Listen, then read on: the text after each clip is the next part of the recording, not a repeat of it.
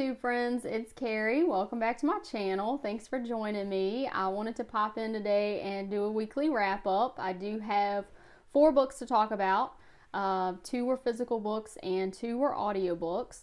The first one that I want to talk about is a nonfiction book that I read and I just got for our library at school actually. It's called Wheels of Change: How Women Rode the Bicycle to Freedom by Macy. And this book really looks at the social implications that the bicycle had on women and their freedom of movement and their changes in dress, and also a perceived decline in female morals in the late 1800s and early 1900s. I thought this book was really well done. There were lots of little informative sidebars, there were lots of pictures, and some individual stories that were included. One of the most disturbing and ironic parts of the book was the concern over the impact of women cycling on their reproductive abilities. And I thought this was particularly interesting considering accepted style of dress included the corset. And some people were known to even tight lace their corsets to create that very exaggerated hourglass figure. And that sort of practice could actually have an impact on the position of a woman's internal organs. Not to mention corsets were very restrictive and could cause some women to be winded and not have very much energy.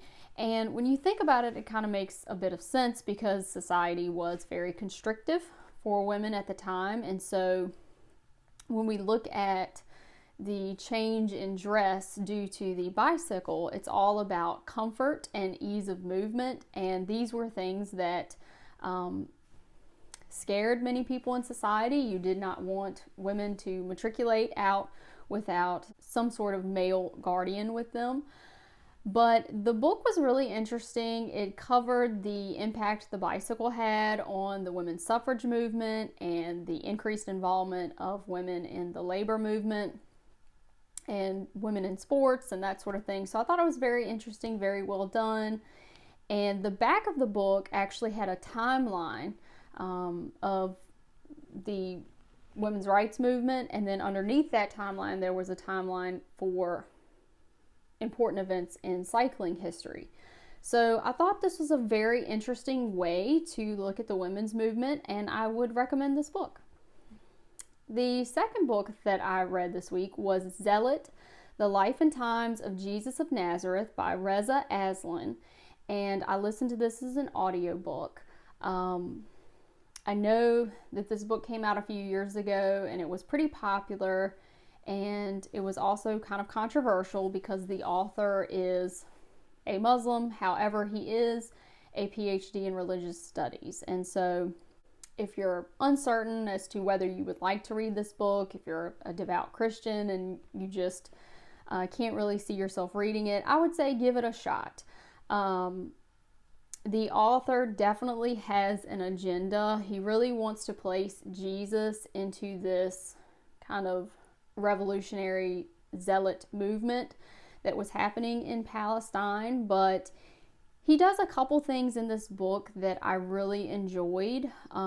He tries to place Jesus into the historical context, and he really looks at Jewish history of that time period, and I learned a couple things that I did not know, particularly when it came to Paul's place in the establishment of Christianity as we know it. I really didn't know a whole lot about the kind of rivalry between Paul and Jesus's brother James. That was something very interesting. And he also brought up the point that as far as Paul's letters are concerned, he is writing mostly for a Roman audience. And so you really have to take that into consideration because there are some things included in those letters that wouldn't necessarily ring true for Jews. When you consider who Paul is writing for, it makes a bit more sense.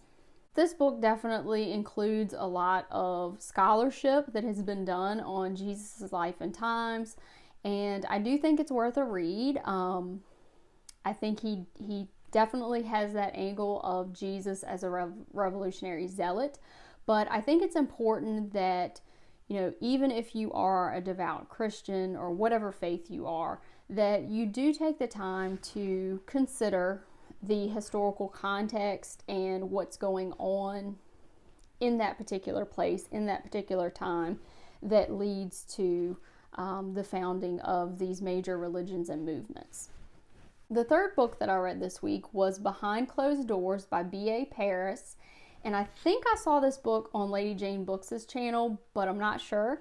It is a psychological thriller. We follow our main character, Grace, who is a very successful young woman. She also has a younger sister named Millie with Down syndrome, who she takes care of. And she is swept off of her feet by this high-powered attorney named Jack Angel. And he is a defender of battered women. He represents them in court, and he seems to be very successful. He seems to be the perfect gentleman, and he even takes a particular interest in Grace's sister, Millie. So things on the outside looked picture perfect, but behind closed doors, it's a very different story. And I don't want to give anything away, but I will say in this book, my favorite character was Millie, because there were lots of times where I was very frustrated with Grace, because I'm thinking, you can't see this coming, lady, come on. But Millie, even though she has Down syndrome, she is extremely perceptive. And she sees right through Jack from the beginning. And so I really enjoyed her character and her role in the plot and how that develops. I thought that was very well done. Grace's character was frustrating for me at times, but I did enjoy the ending. The moral of this story is, if it looks too good to be true, it is, and don't get married to someone you just met 3 months ago. The last book that I read this week was a physical book, and it was Revival by Stephen King, and this has been on my TBR for a while, but Lady Jane Books, she convinced me to bump this up on my TBR. This book is definitely a slow burn. We see our main character, Jamie Morton, as a child in 1962 in a small town in Maine, and he becomes kind of enthralled with the new young pastor.